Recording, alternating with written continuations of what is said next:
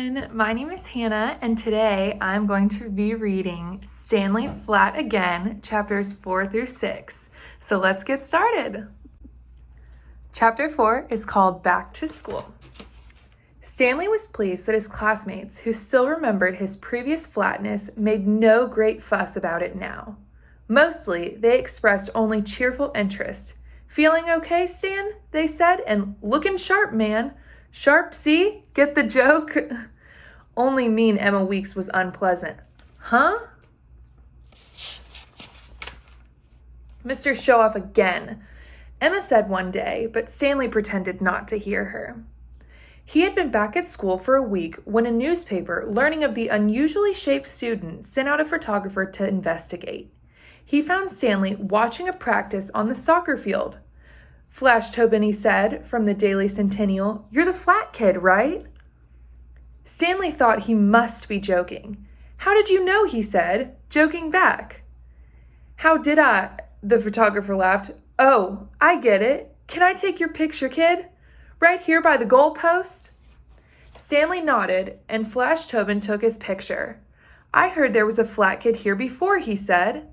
"Helped catch sneak thieves at the famous Museum of Art, but that kid, I heard he got round again."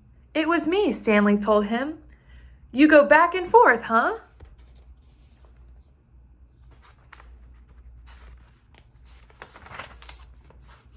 The photographer was impressed.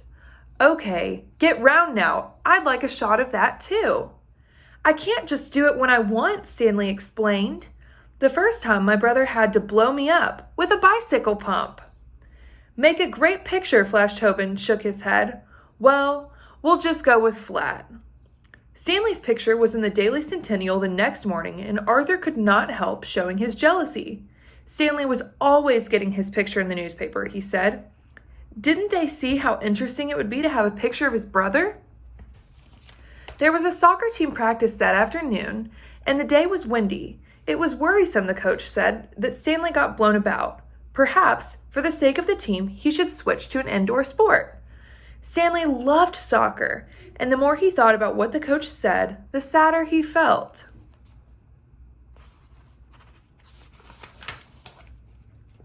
Miss Elliott, his homeroom teacher, noticed that he was not his usual cheerful self. "Mr. Redfield, the new guidance counselor, is said to be very helpful with troubled students," she told him. "I will ask him to find time for you." Miss Elliott spoke with him again after lunch. "Such good luck, Stanley. Mr. Redfield will see you right after school today." "Come in, Stanley. Sit right there."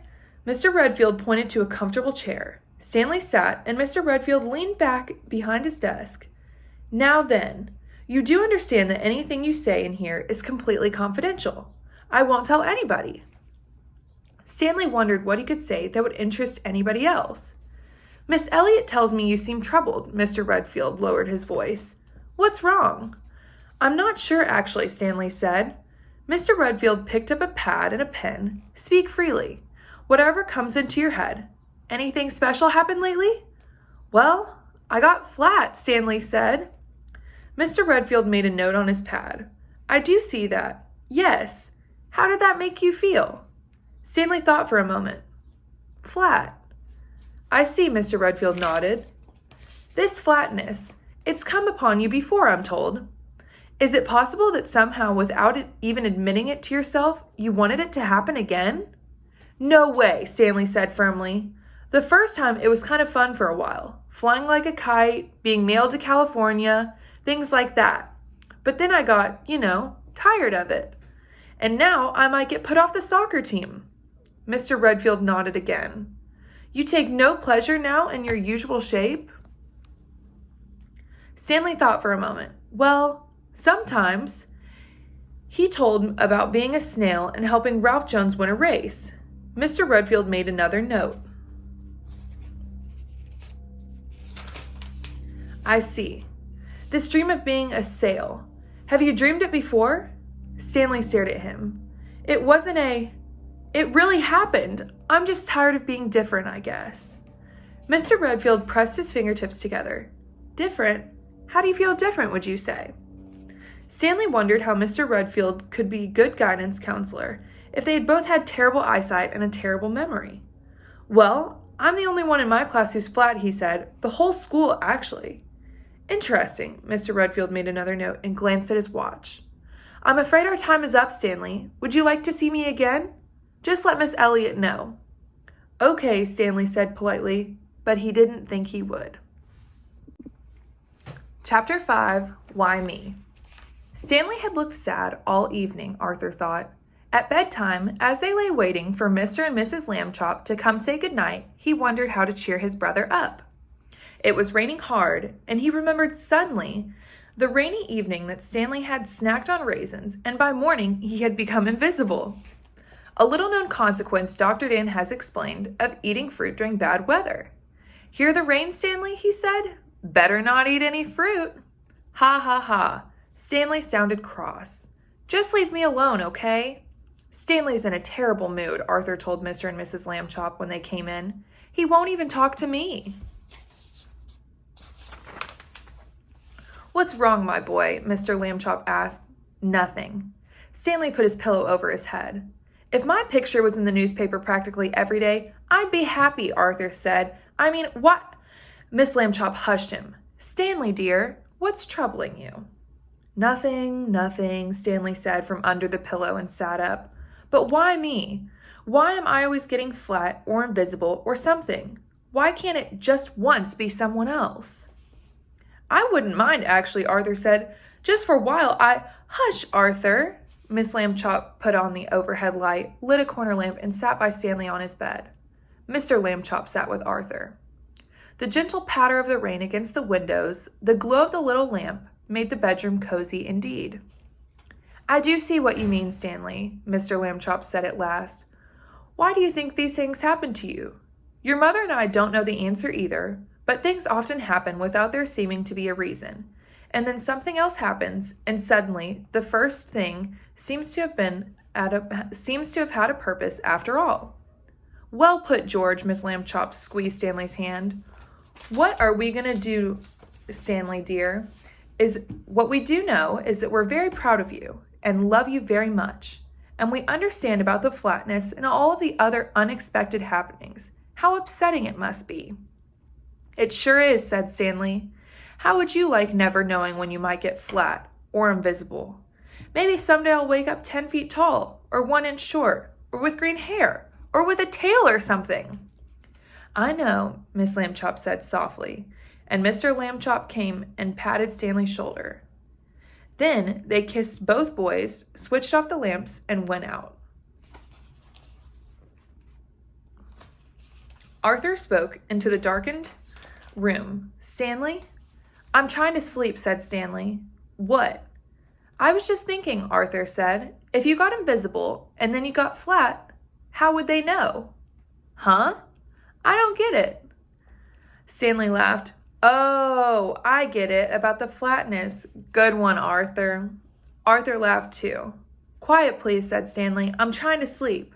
Okay, Arthur said, but he chuckled several times before he fell asleep. Chapter 6 is called Emma. Mr. Lambchop came home early the next afternoon, full of excitement. Guess what, he said. The old Merker department store downtown, 8 floors, all emptied out, waiting to be torn down? Well, last night, most of it fell down by itself. He switched on the TV. News time, let's get the latest. More on the Merker building collapse, a newscaster was saying. It's just a mountain of rubble now, folks. 3 workmen have been treated for minor bruises, but no other injuries are reported. The public is requested to avoid the area until... A young woman ran on and handed him a slip of paper and ran off again. Hold on, this just in. The newscaster read from the slip. Wow, a little girl is trapped under all of that wreckage. Emma Weeks, daughter of local businessman Oswald Weeks. Emma Weeks, Stanley exclaimed. She's in my class. No wonder she wasn't at school today. Emma's not hurt, it appears, the newscaster continued. Firemen called to the scene can hear her calling up through the chinks of the wreckage, demanding food and water. But Fire Chief Johnson has forbidden any rescue efforts. Any disturbance, any shifting of the wreckage, he says, might bring the rest of the building crashing down. Now here's Tom Miller. The TV screen showed a reporter with a microphone standing by the wrecked building. Emma Weeks, shouted the reporter, holding his microphone up to a crack. Do you hear me? Are you all right? Emma's voice was faint, but it was clear. Oh, sure, I'm just great. I hope a building falls on me every day, you know. Come on, get me out of here. Miss Lambchop sighed. Such an unfortunate tone. She is under great strain, of course. Emma's always like that, Stanley said. Half an hour later, while Mrs. Lambchop was preparing supper, a siren sounded outside, then died away. Opening the front door, Mr. Lambchop saw a fire department car at the curb. On the doorstep stood Fire Chief Johnson and a very worried-looking man and woman. Mr. Lambchop, said Chief Johnson. I'll get right to the point, sir. I reckon you heard about little Emma Weeks, trapped in the Merker wreck. Well, Mr. and Mr. Weeks here, and me, we'd like a word with you folks. Of course. Mr. Lambchop led the visitors into the house and introduced them to his family. Oh, Mrs. Weeks, Miss Lambchop cried, your poor daughter, you must be dreadfully worried. We are indeed, said Mr. Weeks, but Chief Johnson thinks your Stanley might be able to save Emma. Who, me? And who, Stanley? Said Stanley and Arthur. Chief Johnson explained. Problem is that if policemen or if one of my firemen try to dig his way into Emma, the whole rest of the building could come crashing down on him. Too bad we don't have a flat fireman, I was thinking. Flat fella could squeeze through those narrow openings we know are there, 'cause we can hear Emma when she calls. Then I recollected the newspaper story with a picture of Stanley here. Hit me right away. That boy could maybe wiggle into Emma. For a moment, everyone was silent.